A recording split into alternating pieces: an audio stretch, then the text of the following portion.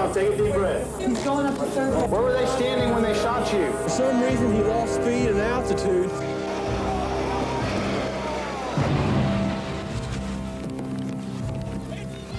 The horror of a mass killing. Tanks coming in from the north.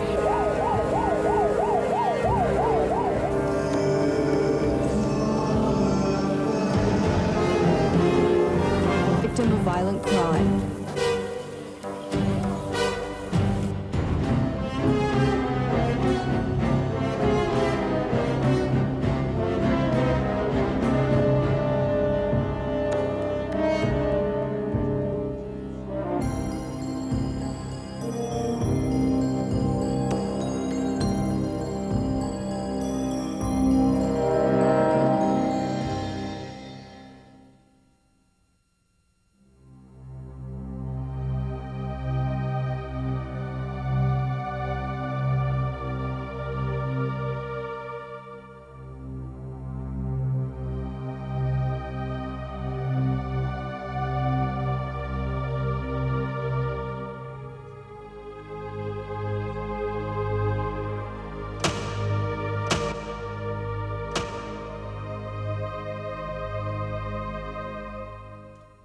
Nous sommes entourés par les diverses manifestations des individus qui ont quitté ce monde, comme leurs réussites, leurs tentatives et leurs échecs.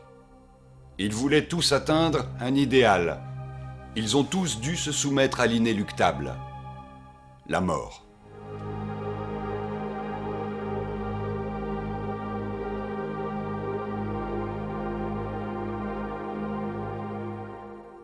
Je m'appelle John Austin.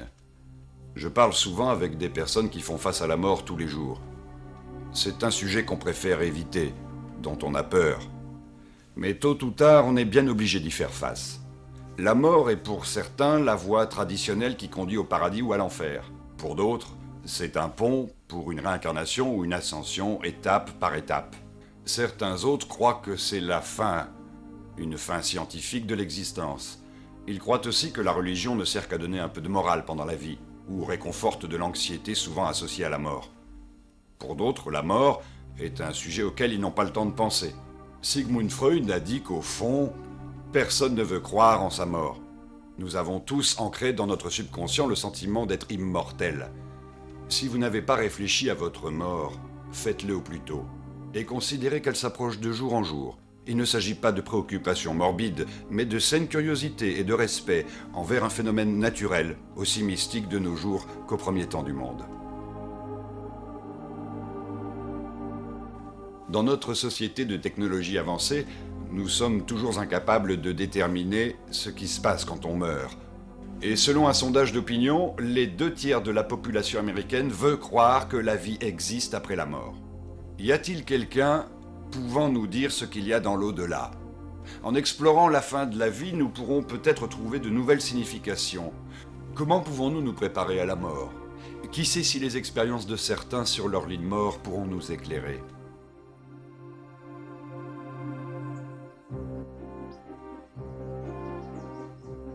Thomas Edison, inventeur de renommée mondiale.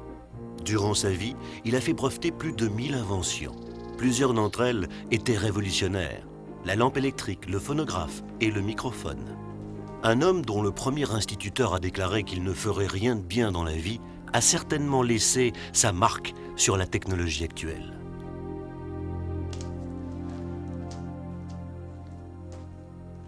Thomas? Merci.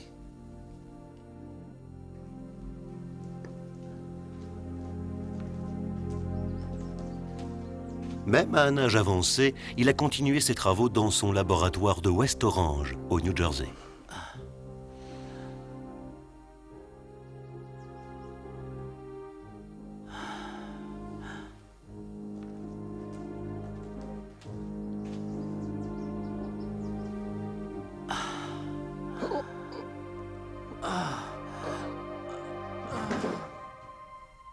Le 1er août 1931, Edison eut une attaque, tandis qu'il travaillait dans son laboratoire. Il resta cloué au lit, chez lui, jusqu'au 14 octobre. Ce jour-là, il tomba dans le coma. Mais juste avant, il eut le temps de murmurer ces mots. Docteur! Docteur! Qu'y a-t-il? Il regarda vers le haut et dit « C'est très beau. Là-bas, regardez. » De quoi Edison parlait-il exactement? De quelque chose qu'il voyait par la fenêtre? Se rappelant ces mots, là-bas, le médecin d'Edison se demanda si le grand inventeur n'avait pas entrevu un peu d'au-delà dans ces derniers instants. Nous ne pouvons que spéculer sur le sens de ces mots. 3 jours après la mort d'Edison, un hommage national fut proclamé par le président Herbert Hoover. Des millions d'Américains éteignirent leur lumière en l'honneur d'un des esprits les plus brillants d'Amérique. Il est intéressant d'observer les effets de la mort sur ce qui reste. On croirait que la mort peut fixer un point dans le temps, laissant dans l'histoire une marque précise, ineffaçable. Par exemple, beaucoup d'Américains se souviennent parfaitement où ils étaient quand la nouvelle de l'assassinat de John Kennedy fut diffusée à la télé. Le cœur de la nation se glaça de terreur. D'autres, tels que le militant pour les droits civils Martin Luther King ou John Lennon des Beatles, viennent aussi à l'esprit.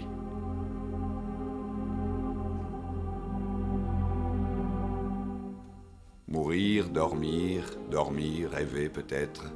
William Shakespeare. La mort est souvent le point culminant dans certaines pièces de théâtre. Avec Hamlet et Roméo et Juliette, Shakespeare a immortalisé la mort. Un grand nombre de films, de ballets, opéras et mythes nous montrent des héros qui font leur dernière révérence, laissant leurs proches dans la peine, les obligeant en quelque sorte à continuer sans eux. L'idée de se retrouver seul après la mort d'un être cher fait peur. Peut-être est-ce à cause de cette peur que nous nourrissons des sentiments négatifs envers la mort. Comment faisons-nous face? Affronter la mort, c'est l'idée qui a fait avancer le docteur Elisabeth Kübler-Ross, auteur d'un livre qui traite de la mort. Elle a consacré toute sa vie à réconforter des gens mourants. Sur ce sujet, elle a beaucoup écrit et elle a animé des colloques. Elle a aussi participé à des programmes éducatifs. Elle aimerait donner à son prochain un aperçu positif de la mort. Le docteur Kübler-Ross a observé maintes fois des attitudes plus qu'intéressantes. Elle a déclaré « Brusquement, les gens se rendent compte que les choses auxquelles ils tiennent, ils ne les emporteront pas. Alors ils se disent en eux-mêmes « Ô Seigneur, j'ai bien gagné ma vie, mais je n'ai pas vraiment vécu. » Soudain, toutes les priorités semblent changer.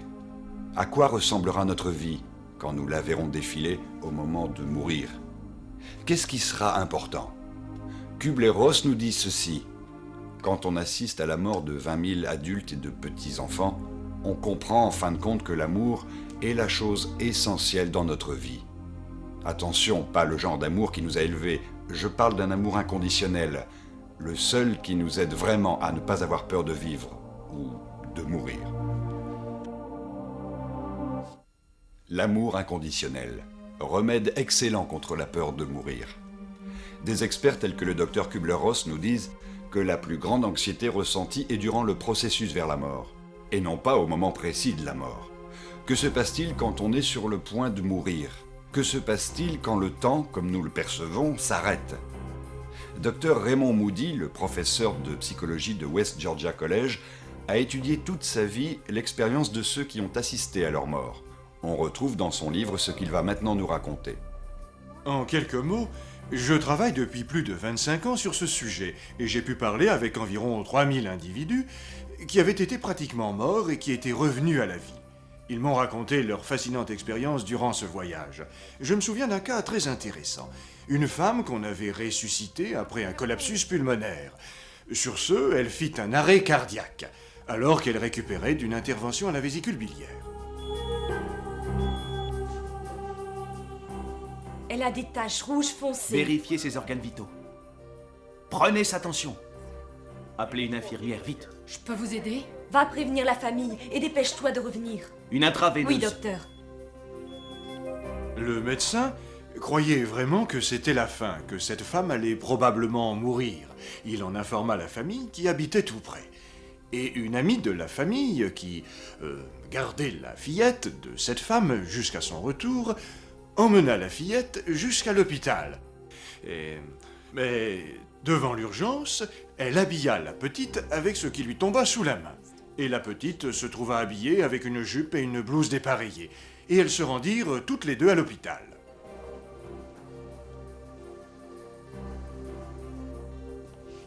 Surveillez-la bien. Oh, docteur, c'est la fille de Madame Field.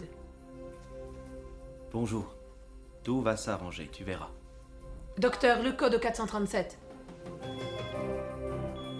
Tout doucement, elle revenait à la vie, dans sa petite chambre, et il faut dire que le médecin avait renoncé à la sauver, mais qu'il continuait à faire quelques efforts. Je ne sens plus son pouls. Cette femme allait ressusciter, mais en attendant, elle se rendait compte que personne ne l'entendait ou la voyait. Alors elle quitta la chambre, tandis qu'on essayait de la ressusciter. Plus loin, dans une autre partie de l'hôpital, elle vit sa petite fille habillée avec une jupe et une blouse à carreaux dépareillés. Elle était un peu embêtée de ce manque de goût et voulait savoir ce qui s'était passé. Elle essaya de demander à son amie pourquoi ma fille porte-t-elle ces vêtements, mais l'autre n'entendait rien. Plus tard, quand elle reprit enfin conscience, elle étonna beaucoup le médecin avec sa préoccupation pour les carreaux dépareillés. Vous nous avez fait peur. Qui a habillé ma fille? Pardon? Qui l'a laissé sortir a-t-il fait comme ça avec des carreaux dépareillés? J'ai pourtant précisé que je ne voulais personne ici avant mon retour. Docteur, personne n'a pu venir dans cette pièce, je peux vous le jurer. Je ne comprends pas. Alors comment le sait-elle? À l'occasion, ces patients sont capables de nous dire ce qui se passait à l'intérieur ou à l'extérieur des chambres où les médecins peinaient pour les sauver. Ils arrivent aussi à nous donner de très intéressantes corroborations suggérant qu'en fait, ils sont sortis de leur corps réellement, tels qu'ils l'ont affirmé. Que se passe-t-il?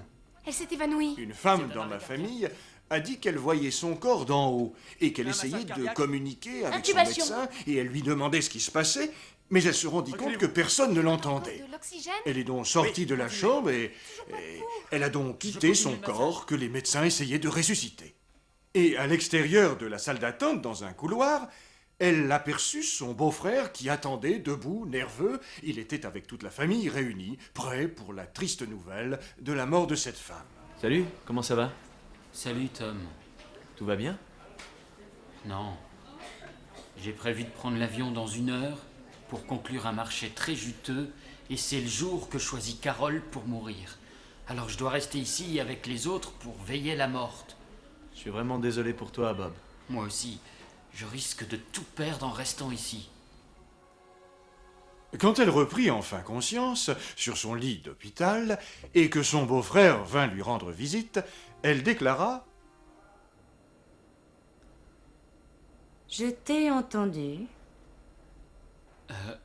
Entendu? Que veux-tu dire? Explique. Ça vous ennuierait de me mettre au courant? Si un jour je meurs encore, Bob, fais donc ce voyage pour tes affaires si tu veux. Je saurais me passer de toi. De quoi tu parles? Ah non, je ne Il y aura toujours quelqu'un pour veiller la morte. Vous pouvez me dire de quoi vous parlez? Bien sûr, il y a beaucoup de gens qui, quand ils parlent d'expériences qui ont à voir avec la mort, vont chercher des explications dans des exposés surnaturels tendant à prouver que ce qu'ils avancent est la vérité et que cela semble bien être des visions de la vie après la mort. La difficulté de tout cela, c'est que la vie après la mort ne peut pas se prouver de façon scientifique. Je crois que la vie après la mort est pour l'instant une chose qu'on accepte plutôt comme un acte de foi. Et je crois aussi que ces expériences de personnes presque mortes sont impressionnantes, mais scientifiquement, elles ne prouvent rien. Cependant, la trop simple explication scientifiquement valable qu'on nous a proposée ne me donne pas satisfaction. Elle n'est pas bonne. Ces expériences sont bien plus complexes qu'on ne semble le croire. Ce phénomène est très différent des effets de la drogue, des médicaments ou encore de facteurs psychologiques sérieux. Je crois que ces expériences ne sont pas seulement la réalisation d'un vœu pour des raisons compliquées. Ces expériences, pour la plupart, changent la vie des gens d'une manière positive et réelle. Rien à voir avec un vœu pieux. En fait, j'ignore quelle est l'ultime explication. Mais pour l'instant, je fais en sorte d'accepter tous ces rapports plus ou moins comme des valeurs spécifiques sur ce qu'on appelle depuis toujours l'au-delà de la mort et dont ces personnes ont eu un aperçu. Scientifiquement, ces visions ne seront jamais prouvées. Je sais que c'est une impression subjective car j'ai parlé avec 3000 personnes qui ont vécu cette expérience inattendue. Les expériences de mort clinique sont-elles imaginaires ou mensongères? Et pouvons-nous ignorer le fait que ces gens sont vraiment morts et qu'ensuite ils sont ressuscités, ramenant avec eux en ce monde l'expérience vécue dans l'autre monde? Le docteur Moody a familiarisé les Occidentaux avec les expériences de ceux qui ont vécu après leur mort. Il n'a pas découvert ce phénomène. Il y a des exposés similaires dans la littérature et les arts, à travers l'histoire. L'ascension vers l'impérium, peint par Bosch au XVe siècle, représente 4 phases de l'expérience de la vie après la mort clinique, telle que définie dans le livre de Moody. Ces gens flottent hors de leur corps, ils avancent dans un long tunnel, se dirigent vers la lumière et sont accompagnés par des êtres célestes. Bien avant que Bosch ait peint cette toile, nous retrouvons ces descriptions en lisant le livre tibétain des morts, datant de l'an 800 après Jésus-Christ. Certaines descriptions concernant l'aventure de l'âme après la mort physique sont similaires aux expériences vécues de nos jours par des gens qui sont morts et ensuite revenus à la vie. Une des plus vieilles œuvres au monde de la littérature est le livre égyptien des morts, une collection extraordinaire de prières et d'incantations pour guider l'âme vers l'au-delà. Ce livre date de 2500 ans avant Jésus-Christ. Aucune civilisation ou culture n'a été aussi fermement tournée vers la foi en la vie dans l'au-delà que l'ancienne Égypte. Les anciens pharaons étaient placés dans leurs pyramides avec nourriture, bijoux et effets personnels. Même leurs esclaves accompagnaient le maître dans la vie de l'au-delà. Nous le voyons, cette quête de la vie après la mort n'est pas nouvelle. Et il en est ainsi pour les expériences de Moody, qu'il a définies comme étant une autre vie lors de mort clinique. La réponse aux travaux de Moody par la communauté médicale est plutôt difficile à cerner. Plusieurs médecins ne veulent pas se laisser contaminer pour des questions spirituelles. Qui a pu pousser Moody à faire carrière dans la recherche des expériences de mort clinique? Il était étudiant à l'université de Virginia. Un jour, son professeur a raconté l'histoire d'un psychiatre dont la vie avait été complètement bouleversée après cette expérience de la vie au-delà de la mort. C'était le 1er décembre 1943. Le soldat George Ritchie était en garnison au camp Barclay, Texas. Il venait d'être désigné pour aller suivre les cours du collège de médecine de Virginie. Il attendait d'être envoyé à Richmond pour y commencer ses études. Une semaine avant son départ, il dut entrer à l'infirmerie à cause d'une infection des voies respiratoires. La veille du départ pour Richmond, son état avait empiré. Mais il essaya de convaincre tout le monde que sa santé était satisfaisante. Le train qu'il devait prendre était le dernier de la semaine et le manquer avait pour corollaire de peut-être lui faire manquer la chance d'être admis à l'école de médecine. Il passa la nuit entière dans des quintes de toux qui ne s'arrêtaient pas et avec une très forte fièvre. Il se rendait compte que son état était sérieux et que sa fièvre était anormalement élevée. Il avait déjà suffisamment de connaissances médicales pour savoir qu'avec une fièvre au-delà de 40, son état était alarmant. Il se retrouva en état de choc après cette constatation. Une équipe d'infirmiers arriva pour le transporter en ambulance à l'hôpital, où on devait lui faire passer une radiographie des poumons. À ce moment, le soldat Ritchie perdit connaissance et son état ne fit qu'empirer durant les 24 heures qui suivirent. Sa condition physique fit croire qu'il était mort. Sur la feuille de température, on pouvait lire « mort à la suite d'une double pneumonie ». Ensuite, l'officier donna des ordres pour qu'on le prépare à être transporté à la morgue. À partir de là, George Ritchie nous raconte ce qu'il a vécu dès qu'il a été déclaré mort. Je vais tâcher d'être objectif et vous raconter ce qu'a été cette expérience. Je savais que j'avais manqué mon train. Alors je cherchais partout dans cette chambre obscure, je voulais retrouver mon uniforme. Je ne le voyais pas et je décidai que je n'avais plus de temps à perdre. Je sortis donc de cette petite pièce pour aller dans le couloir qu'il fallait que je traverse pour sortir. C'est alors que je vis un gardien qui s'avançait vers moi en prenant tout l'espace du couloir. Je lui ai dit de faire attention, mais il a continué en passant à travers mon corps. Tout en trouvant ça invraisemblable, ma décision de partir pour Richmond n'en fut pas ébranlée pour autant. Richmond, c'était mon but. Rien ne m'arrêterait. Dès que je fus à l'extérieur, je me suis retrouvé tout à coup dans les airs, très haut, entre 200 et 500 mètres au-dessus du sol, et me déplaçant à une vitesse incroyable. Et c'est ainsi que j'ai atteint une grande rivière. Sur l'autre rive, il y avait une ville et je suis descendu devant un café car j'avais vu un civil qui s'apprêtait à entrer dans ce café. Je voulais lui demander si j'étais bien dans la direction de Richmond. Où sommes-nous ici? Excusez-moi, monsieur. Je voudrais seulement savoir le nom de cette ville. J'étais en route pour Richmond et j'ai l'impression que je me suis égaré. Et une fois encore, comme l'autre fois, un être humain paraissait ni m'entendre ni me voir. Et puis je me suis approché d'un câble qui maintenait un poteau téléphonique et en voulant m'y appuyer, ma main ne rencontra que le vide. Soudain, je me suis souvenu que j'avais dû oublier une chose importante dans mon lit. Et je le savais, parce que j'avais soudain pris conscience que je devais retourner. En même temps, j'avais fait une découverte importante et grave, à propos de la vie hors du corps. Tu vas où ton âme désire aller avec force. Le temps et l'espace alors n'existent plus, en tout cas, le temps comme on le comprend ici-bas. En arrivant à l'hôpital, je me rendis compte que je n'avais pas noté exactement de quelle chambre j'étais sorti. C'était une erreur tragique. Je voyais des soldats allongés sans pouvoir me reconnaître. Nous croyons très bien nous connaître, mais en réalité c'est faux, car on ne se voit jamais soi-même d'ici à là, excepté dans l'objet à 2 dimensions qu'est le miroir. J'ai vu beaucoup de soldats qui me ressemblaient, mais aucun n'avait ma bague de fraternité au doigt.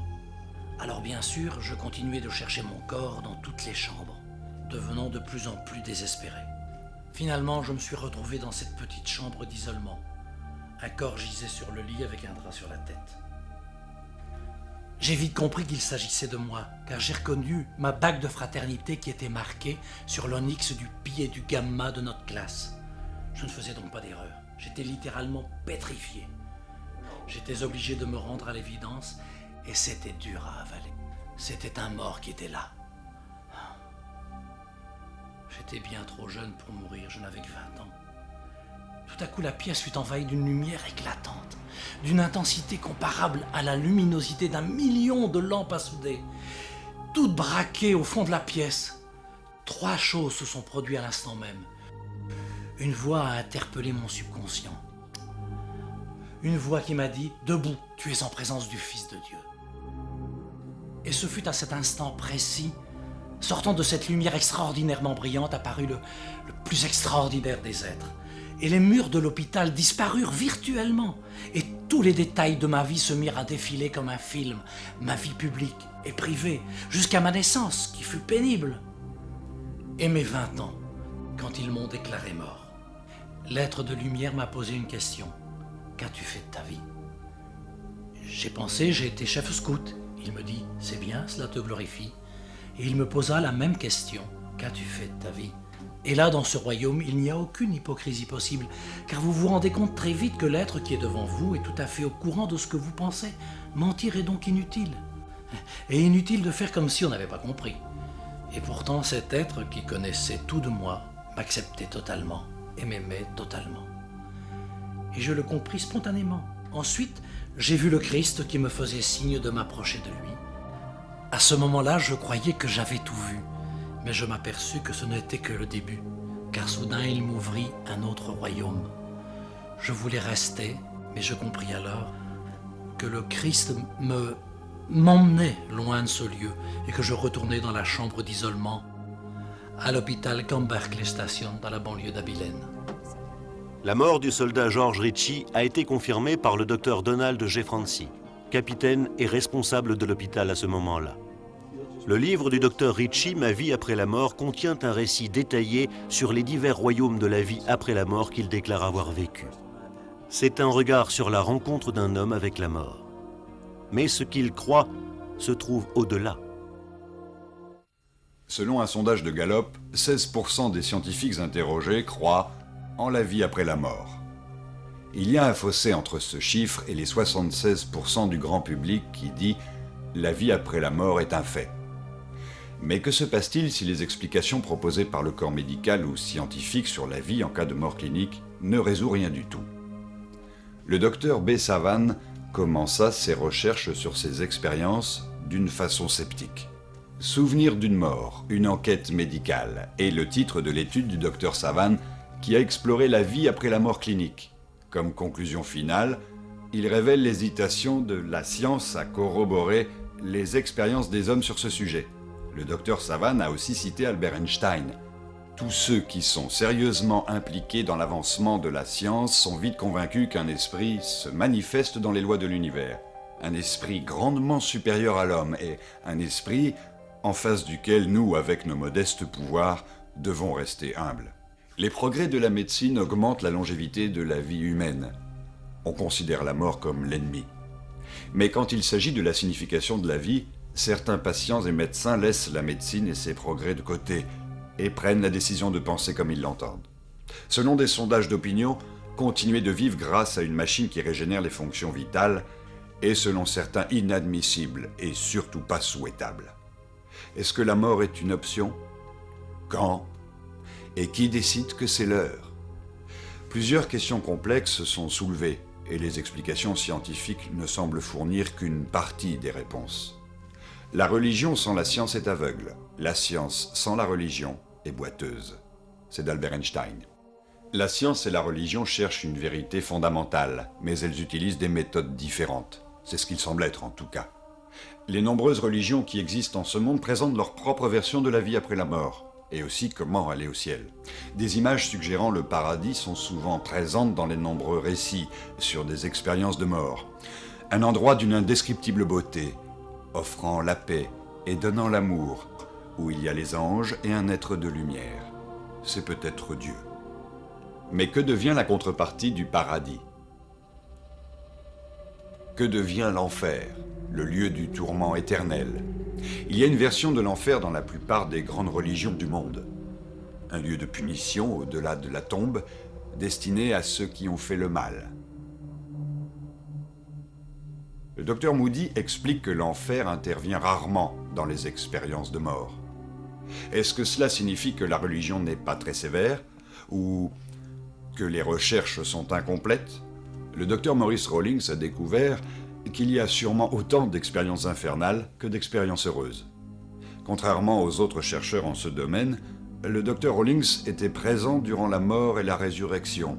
Il a donc vu en direct ce que le patient a expérimenté. C'est pendant un de ses voyages vers l'au-delà que le docteur Rawlings a dû s'occuper de la science et de la religion, l'esprit et le corps physique, le ciel et l'enfer. J'ai commencé à être intéressé par les expériences de la vie après la mort quand j'ai vu un cas infernal. J'examinais un patient qui souffrait de la poitrine. Je devais savoir si cette douleur avait une origine cardiaque ou non. Il a passé un électrocardiogramme et pendant qu'il courait sur le tapis roulant pour accélérer les battements de son cœur au point de réveiller la douleur, la provoquer, pour ensuite l'enregistrer sur les différents appareils qui s'affolent. Le diagnostic est facile, c'est le cœur. Mais contrairement à la plupart des patients, ce type est tombé raide mort pendant l'exercice, mais le personnel était qualifié. Une des aides-soignantes lui a mis un masque à oxygène et fait du bouche à bouche pour le faire respirer. Son cœur s'était arrêté, il ne respirait plus, et je lui faisais un massage cardiaque. Malheureusement, il faisait une sorte de blocage cardiaque. Suite au massage, ses yeux se convulsèrent, et il bougea, la tête devint bleue. De nouveau, sa respiration s'arrêta, et son cœur s'arrêta de battre. Certains patients reviennent, alors il faut continuer. Essayer de les sauver. Il eut d'autres convulsions et il dit « Docteur, je suis en enfer ». J'ai répondu « Voyez-vous, je n'y peux rien, moi je suis médecin. » « Docteur, vous ne comprenez pas. » Et encore une fois, ses yeux se convulsèrent. Son visage se mit à trembler. Devint bleu, les battements de son cœur s'arrêtèrent encore. Une infirmière me dit « Faites quelque chose, il est mourant. C'est son dernier vœu, on ne peut pas l'ignorer. » Il venait de dire « Docteur, priez pour moi, empêchez que j'aille en enfer. » Quand vous ne faites plus le massage, je retourne en enfer. Ceci est un cas de mort clinique répété sur un même patient. J'ai dit « D'accord. » Je bluffais, je savais pas quoi dire. J'inventais une prière pour me libérer de ce vœu. Allons répéter. Dites ceci. Je crois que Jésus-Christ est le Fils de Dieu. Seigneur, pardonne-moi mes péchés. Garde-moi loin de l'enfer. Si je meurs, accepte-moi au paradis. Allons répéter. Et il répéta.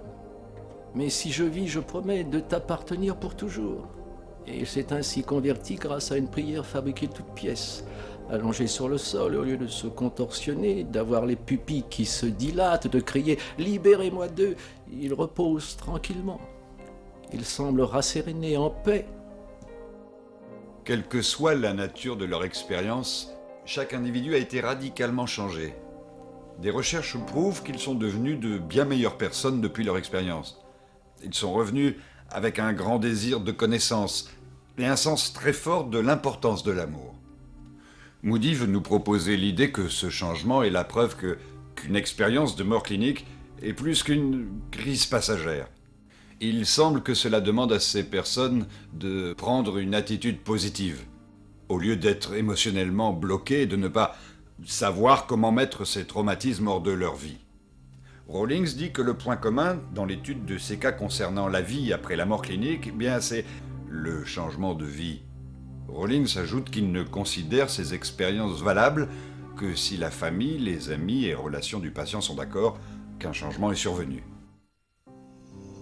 L'histoire de la presque mort de Kenneth Agin est spectaculaire. En avril 1933, Agin était cloué au lit. Il était malade depuis sa naissance, il souffrait d'une malformation cardiaque. Le 22 avril, son état empira. Toute sa famille était près de lui, attendant le médecin. Soudain, il ressentit une douleur fulgurante au niveau du cœur. Il était convaincu que sa dernière heure était arrivée. Je le cite, « Je ne sentais plus mes orteils, ils étaient engourdis. Puis cet engourdissement envahit mes pieds, mes chevilles, mes genoux, mes hanches, ma poitrine et mon cœur. Et je me sentis glisser hors de mon corps. Je savais que je n'étais plus dans mon corps. Je voyais ma famille dans la chambre, mais je ne pouvais pas communiquer avec eux. » Il se sentit alors transporté hors de la chambre et s'enfoncer ensuite dans ce qui lui parut être un puits ou une caverne. Agin déclare que pendant la descente, il apercevait les lumières de la terre qui s'éloignaient et qu'il se trouvait enveloppé par les ténèbres. Quand il arriva au fond de la caverne, il fut encerclé par des géantes flammes oranges. Il découvrit ce qu'il croyait être les grilles de l'enfer. Il dit qu'il a été attiré de force vers ces grilles, comme un aimant. Il a pourtant essayé de résister. Il ajoute « J'étais conscient qu'au fond de ce trou, une sorte de créature m'attendait. Je ne la voyais pas, mon regard était rivé aux grilles. » À l'instant où la créature attrapa Agin, une voix puissante, comme un coup de tonnerre, se fit entendre. La créature lâcha prise et Agin se sentit propulsé vers la lumière. Grand-mère! Kenneth, t'es vivant? Je vais mourir. Non, accroche-toi, accroche-toi. Où est maman? Je veux lui dire au revoir. Quand j'ai dit à ta mère que tu étais mort, elle s'est enfuie. Il faut que je dise au revoir à maman. Oui.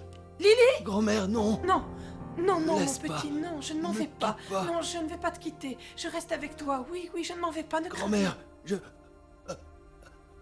m'en vais encore. Je t'aime.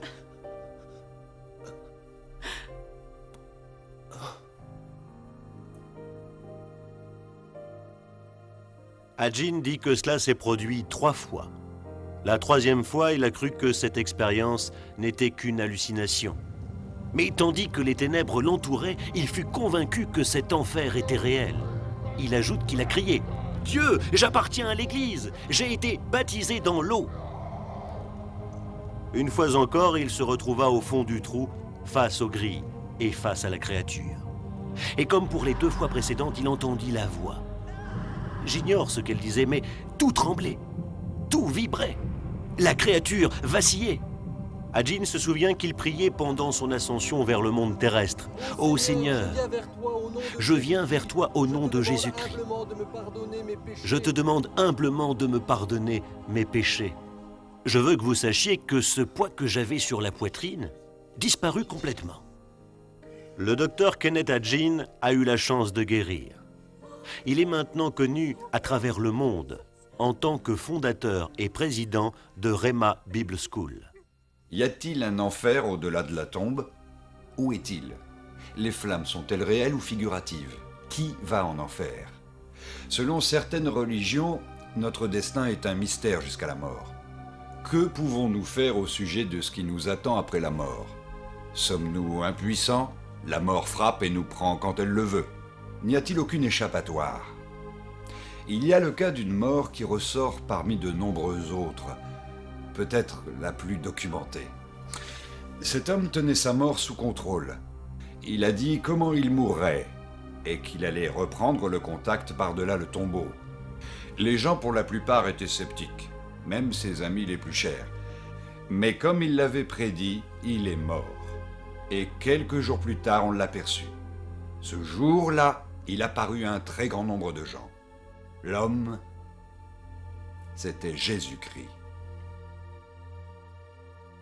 Jésus a été crucifié un vendredi, mais les préparatifs de son enterrement ont dû être retardés jusqu'après le sabbat. Tôt le dimanche matin, 2 femmes vinrent au tombeau et furent surprises, très étonnées, par la présence d'un ange. Et elles découvrirent un homme habillé de blanc. Elles reconnurent Jésus. Elles se prosternèrent en le vénérant comme leur Seigneur. Il leur dit d'aller prévenir ses disciples. Il est intéressant de noter que la tradition orale et tous les épisodes se rapportant à la mort de Jésus, le tombeau vide et sa résurrection miraculeuse s'appuient d'abord sur les femmes. C'est une réalité extraordinaire, vu ce que nous savons sur les femmes au 1er siècle. Aujourd'hui, nous savons que femmes et hommes sont égaux. Nous traitons les femmes maintenant comme des égales. Nous croyons la parole d'une femme autant que celle d'un homme, mais ce n'est pas le cas dans plusieurs endroits du Moyen-Orient, et ça ne l'était pas, c'est sûr, au 1er siècle. Autrement dit, si les premiers chrétiens avaient voulu fabriquer un récit sur la résurrection de Jésus, ils n'auraient pas choisi de mettre en avant les femmes en tant que premiers témoins, parce que leur témoignage n'aurait pas été pris au sérieux. On jugeait les hommes plus crédibles.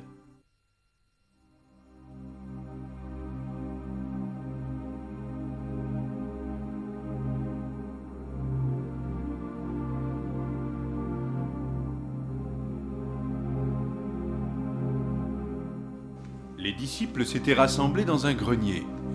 Il est facile de comprendre qu'ils étaient tristes et désorientés. Ils avaient perdu leur chef et leur espoir, et ils avaient peur. Rome avait des moyens imparables pour se débarrasser de groupes comme le leur.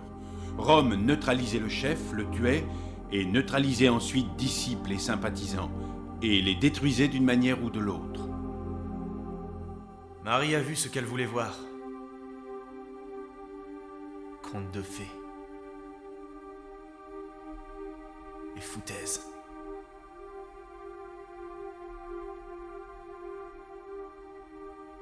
Je dis que trop, c'est trop. Pas si fort, on va nous entendre.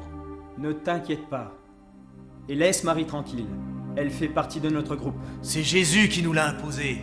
Nous ne la voulions pas. Il est mort. Pourquoi elle l'aurait pas vu?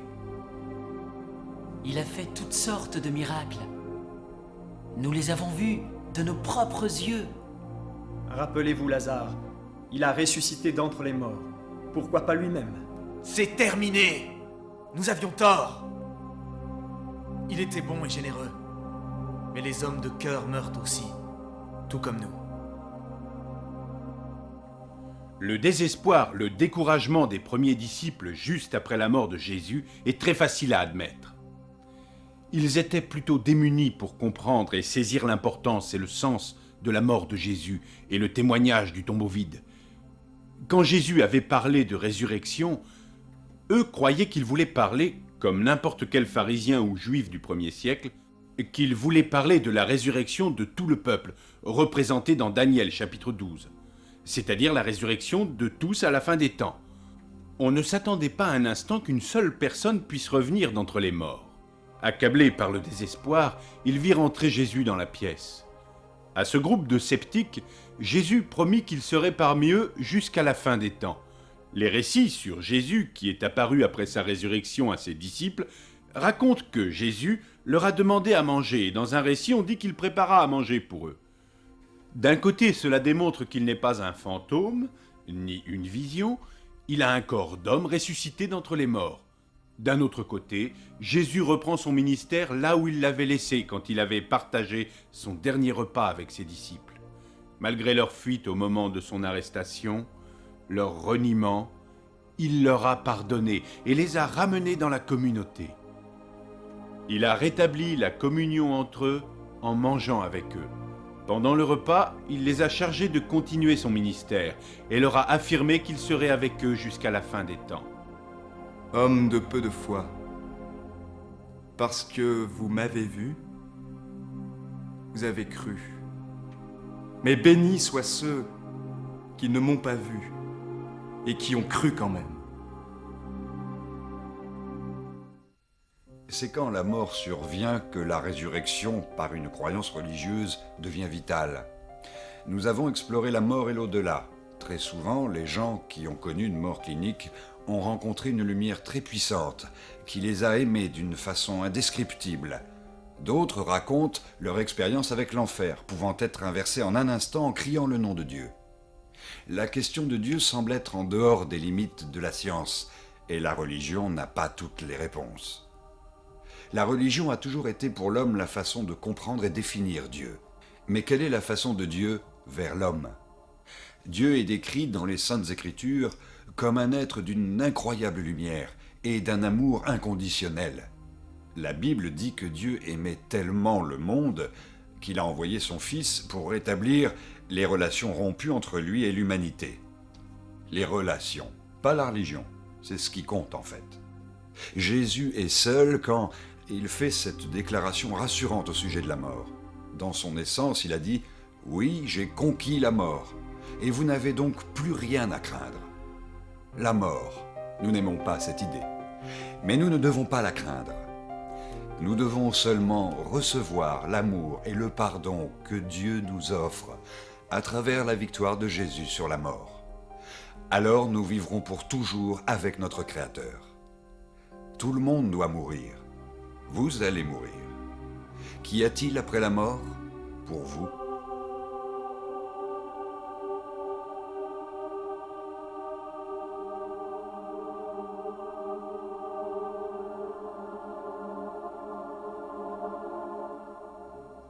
Jésus a dit « Car Dieu a tant aimé le monde qu'il a donné son Fils unique, afin que quiconque croit en lui ne périsse pas, mais qu'il ait la vie éternelle. » Jean chapitre 3, verset 16.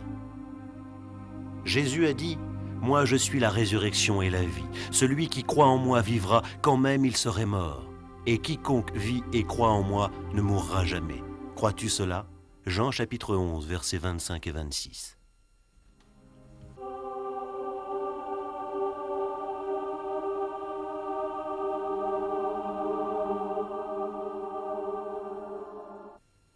Nous venons de voir là un film qui parle d'une expérience vitale.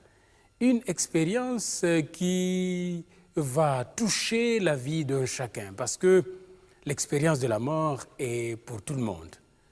Hommes, femmes, adultes, jeunes, vieillards, bébés, même le fœtus, nous tous, nous sommes des candidats à la mort. La mort est une donne universelle, personne ne saura échapper à cette réalité. Mais alors, qu'est-ce qui se passe après la mort? C'est très important d'aborder cette question et j'aimerais avec vous lire quelques versets très importants dans la Bible, dans l'Évangile selon Saint Luc, à partir du 19e verset jusqu'au 31e verset. C'est l'histoire de Lazare et du riche qui était mort. Il y avait un homme riche, verset 19, Matthieu 16, il y avait un homme riche qui était vêtu de pourpre et de fin lin, et qui chaque jour menait joyeuse et brillante vie. Un pauvre, couvert d'ulcères, du nom de Lazare, était couché à son portail. Il aurait désiré se rassasier de ce qui tombait de la table des riches. Même les chiens venaient lécher ses ulcères. Le pauvre mourut et fut porté par les anges dans le sein d'Abraham. Les riches aussi mourut et fut enseveli. Dans le séjour des morts, il leva les yeux et en proie au tourment, il vit de loin Abraham et Lazare dans son sein.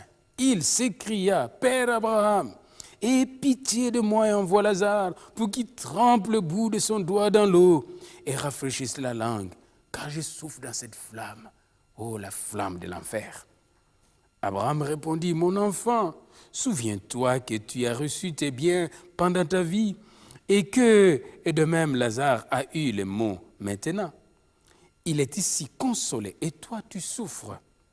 En plus de tout cela, entre nous et vous se trouve un grand abîme, afin que ceux qui voudraient passer d'ici vers vous ne puissent le faire, et qu'on ne parvienne pas non plus de là vers nous.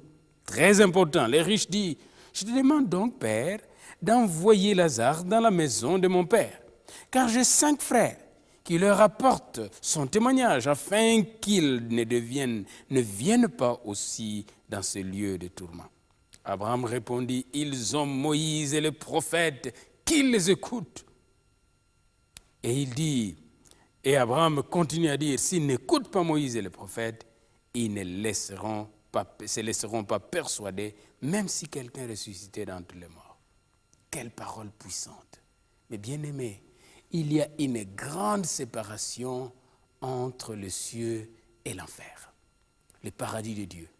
Après la mort, qu'est-ce qui se passe? Voilà comment la Bible répond, et c'est le docteur Jésus lui-même, docteur en théologie divine, docteur en ce qui concerne le plan de Dieu, connaissant bien le visible et l'invisible, puisque lui est Dieu, qui nous dit qu'après la mort, eh bien, il y a 2 voies qui nous attendent.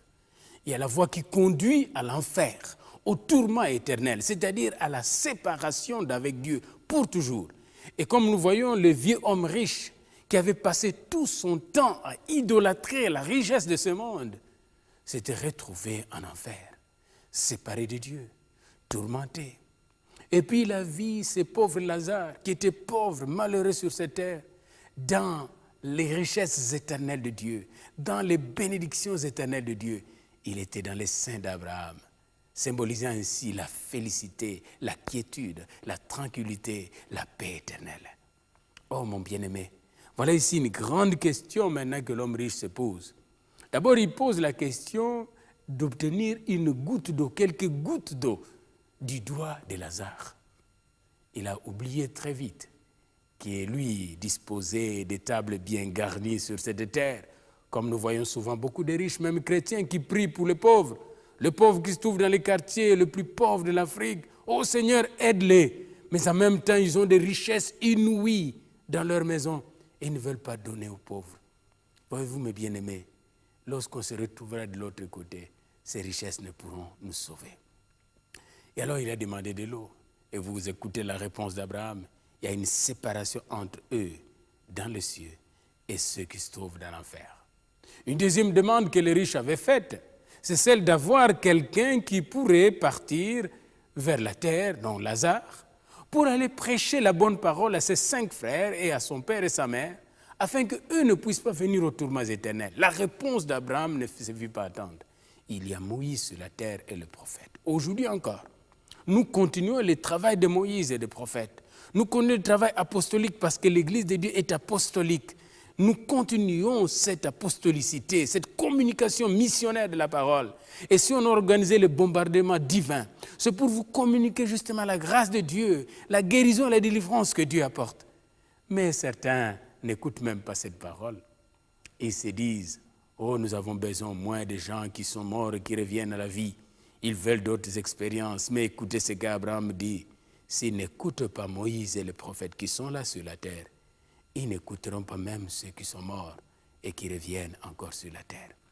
Bien-aimés dans le Seigneur, savez-vous ce qui se passe? J'aimerais vous le montrer à travers la charte du cœur de l'homme. J'aimerais vous montrer une image de ce qui se passe après la mort d'un croyant. Voyez-vous ici, nous avons affaire à un homme qui a cru au Seigneur lorsqu'il était sur cette terre. Cet homme a marché selon la parole de Dieu, la Bible. Et cet homme, après la mort, il est sur son lit de mort, se voit transporté dans la félicité céleste et en train de recevoir sa couronne. Les anges s'occupent de lui parce que cet homme a marché avec Dieu dans la foi, dans l'amour et dans l'espérance, comme il est dit dans 1 Corinthiens 13. Beaucoup de gens ne savent pas d'où vient la foi. Dans Romains 10, au verset 17, il est dit, la foi vient de ce qu'on entend de la parole de Christ. Il ne faut pas courir derrière toutes les religions. Toutes les religions ne mènent pas à la foi. D'ailleurs, il est dit, n'est-ce pas, un adage dit que le chemin de l'enfer est pavé de bonnes intentions. Vous pouvez suivre n'importe quel gourou avec une très bonne intention, vous vous retrouvez en enfer. Parce que Jean 14, 6 nous dit, Jésus est le chemin, la vérité et la vie. Mohammed n'a jamais dit qu'il est le chemin, la vérité et la vie. Confucius n'a jamais dit qu'il est le chemin, la vérité et la vie. Bouddha non plus n'a jamais dit qu'il est le chemin, la vérité et la vie. Et citez tous les gourous que vous connaissez d'hindou. Nos ancêtres africains n'ont jamais dit qu'ils sont le chemin, la vérité et la vie. Et tous les autres esprits des ancêtres que nous adorons, les crânes de Bamileke n'ont jamais dit qu'ils sont le chemin, la vérité et la vie. Mais Jésus a dit, je suis le chemin. C'est-à-dire la voie qui conduit dans la vérité vers la vie éternelle. Pouvez-vous l'accepter maintenant comme votre Seigneur et votre Sauveur? C'est le temps de prier sérieusement et de dire, Seigneur Jésus, j'aimerais t'accepter comme mon Sauveur et mon Seigneur. Je t'ouvre mon cœur, Seigneur. Reçois-moi dans ton royaume. Entre dans mon cœur. Change-moi de fond en comble. Transforme-moi, Seigneur. Et fais de moi une nouvelle créature. J'ai longtemps erré comme un rebelle. J'ai adoré les richesses de ce monde.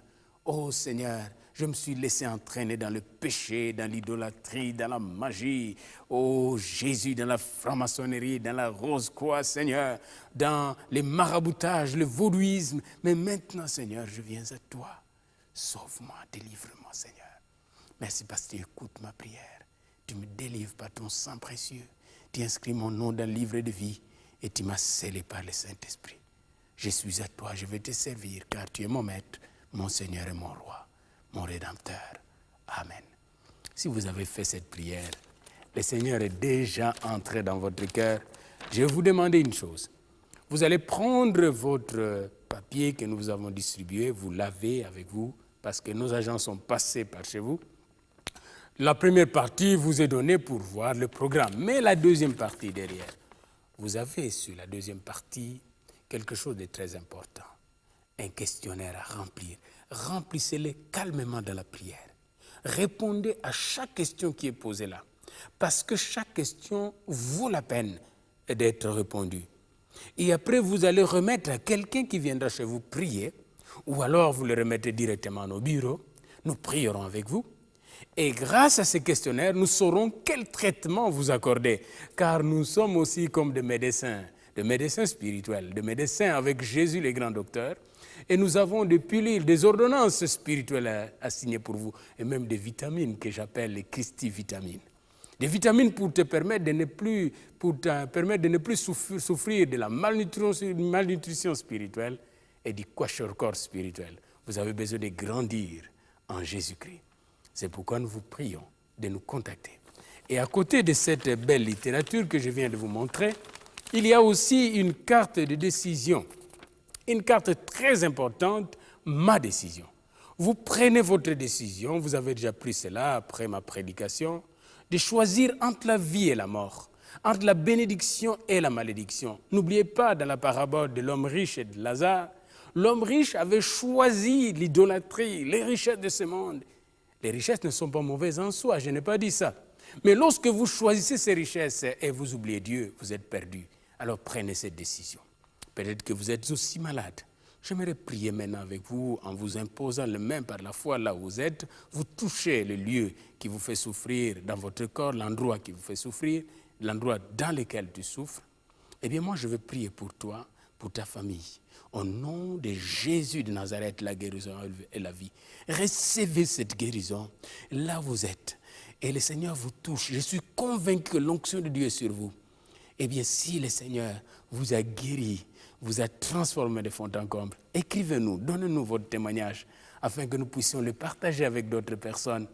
Car votre témoignage servira à la foi des autres. Vous savez, ce que vous avez entendu maintenant de nous, comme il est dit dans 2 Timothée 2, communiquez-les à des hommes fidèles et capables de les communiquer aux autres. Car le bombardement spirituel que nous sommes en train, justement, d'entreprendre avec vous, consiste à bombarder les camps de Satan pour, n'est-ce pas, établir le royaume de Dieu, le royaume de justice, le royaume de paix, le royaume de foi, le royaume d'espérance, le royaume où règne l'amour. L'Afrique a besoin de l'amour. L'Afrique de haine doit disparaître et céder la place à l'amour. L'Afrique de division Tutsi et Hutu doit céder la place à l'Afrique de l'unité et de l'amour de Jésus-Christ.